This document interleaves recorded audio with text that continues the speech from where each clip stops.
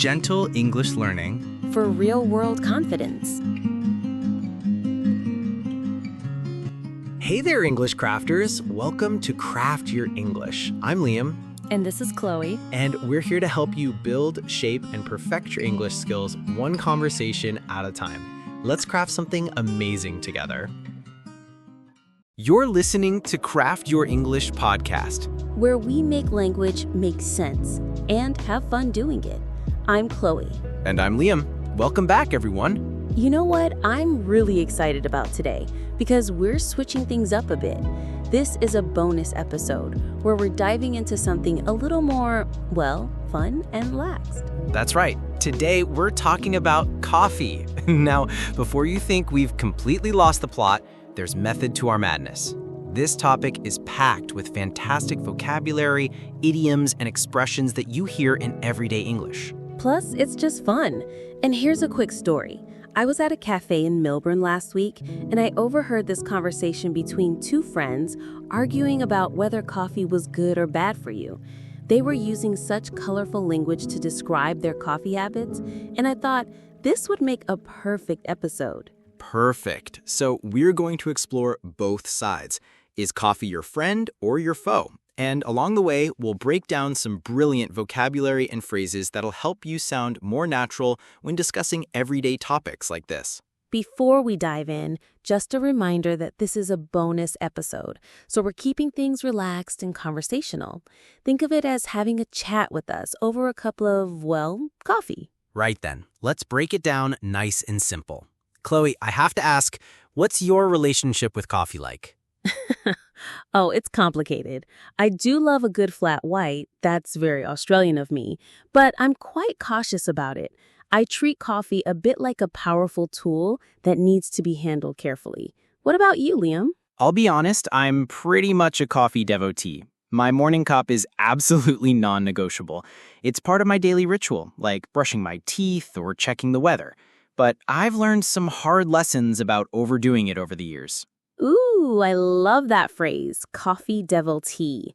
That's someone who's really dedicated to coffee, almost like it's a religion. And non-negotiable is such a useful word.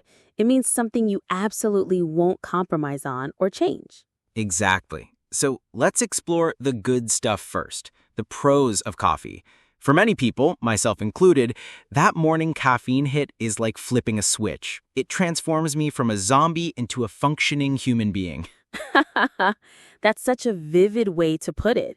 And there's actually science behind that feeling, isn't there? Coffee blocks something called adenosine, which makes us feel tired. That's right. Coffee genuinely improves alertness and concentration. It can sharpen your focus, especially when you're facing a challenging task or dealing with that dreaded Monday morning feeling. And let's not forget the antioxidants. Coffee is absolutely packed with them. These are compounds that help fight inflammation in your body. It's quite impressive, actually. For many people, coffee is one of the biggest sources of antioxidants in their diet.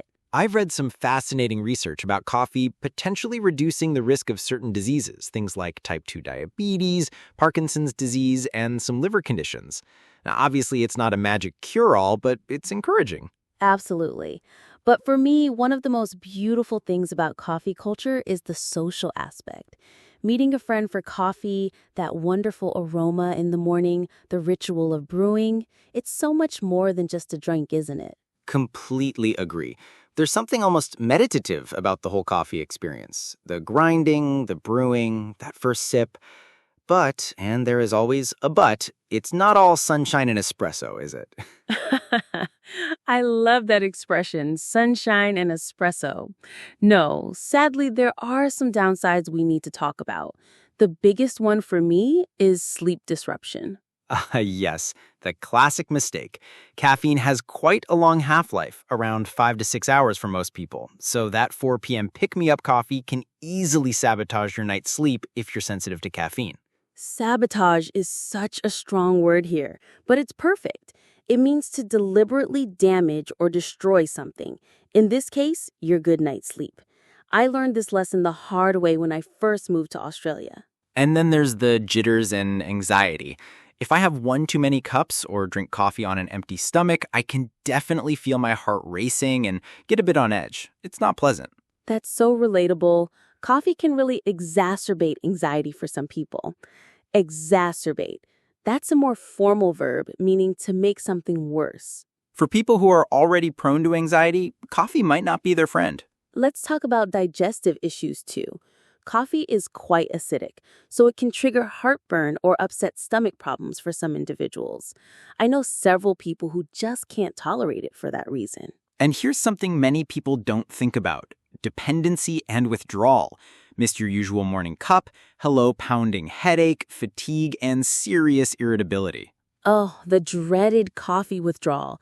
It really shows how much our bodies adapt to caffeine. I once went cold turkey for a week, and let me tell you, it was not a pretty sight. Cold turkey. That's when you stop something completely and suddenly, usually a habit or addiction. I bet you weren't much fun to be around that week. Definitely not. And here's another thing. What you add to your coffee makes a huge difference. A simple black coffee is one thing, but those massive, sugary, creamy concoctions from coffee shops, they're calorie and sugar bombs disguised as coffee. So true. Those fancy drinks can completely negate the health benefits of plain coffee. And the cost. If you're buying expensive coffee drinks every day, that really adds up over time. Right, so what's the verdict? Is coffee friend or foe? Well, I think it's both, depending on how you approach it. The key seems to be moderation and self-awareness. Understanding how your own body reacts to caffeine is crucial. Exactly. For some people, 2 or 3 cups a day is perfectly fine. For others, even 1 cup might be too much. It's about finding that sweet spot where you get the benefits without the negative effects. And timing matters too, doesn't it? When you drink it, what kind you choose, and really listening to your body's signals. Absolutely. If you're feeling anxious or having trouble sleeping, maybe dial back the coffee before trying more drastic solutions. So coffee isn't inherently good or bad. It's about how it fits into your individual lifestyle and health needs. It's a powerful tool that should be wielded wisely. All right, time for our phrase builder segment. We've used loads of great expressions today, so let's break down a few key ones for you. This is where we take phrases from our conversation and show you how to use them in different contexts. Ready, Liam? Let's break it down nice and simple. First up, cold turkey. We use this when talking about suddenly stopping coffee completely. This is such a useful idiom.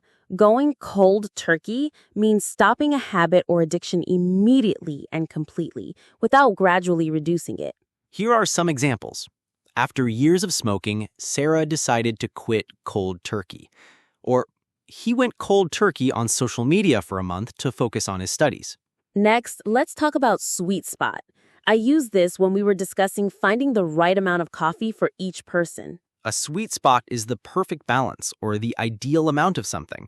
Not too much, not too little, but just right. For example, the thermostat is set to 22 degrees. That's the sweet spot for this office. Or she found her sweet spot working 3 days a week. Enough income, but still time for her hobbies. And here's one I love, flipping a switch. I use this to describe how coffee instantly wakes me up. This phrase means causing a sudden, immediate change, like turning a light on or off. It's perfect for describing instant transformations. Like when he started exercising regularly, it was like flipping a switch. His whole mood improved. Or the new manager flipped a switch in the department's productivity. These phrases add so much color to your English. Try using them in your conversations this week. Now it's time for Word Workshop, where we dive deeper into some of the more challenging vocabulary from today's discussion. Ooh, I love this part. We're going to focus on words that are super useful but might be new to some of our listeners. First up, devotee. I called myself a coffee devotee earlier. A devotee is someone who's extremely dedicated to or enthusiastic about something. It's stronger than just fan. It suggests real commitment. The stress is on the last syllable, devotee. You can be a devotee of music, art, fitness, or even a particular TV show. Examples. As a yoga devotee, she practices every single morning. Or he's a real devotee of classic cinema. He's seen every film from the 1940s. Next word is exacerbate. This came up when we talked about coffee making anxiety worse. Exacerbate is a more formal verb meaning to make a problem or negative situation worse. The pronunciation can be tricky. Exacerbate. It's perfect for academic or professional contexts. The new traffic lights will exacerbate congestion during rush hour. Or stress can exacerbate many health conditions. Our final word is wielded, as in coffee should be wielded wisely. To wield originally meant to handle a weapon or tool effectively, but now we use it for using any kind of power or influence. So, wielding something wisely means using your power, influence, or resources in a thoughtful, intelligent way. The CEO wielded her authority carefully during the company crisis. Or, teachers must wield their influence over students responsibly. These words will really elevate your English, especially in more formal situations.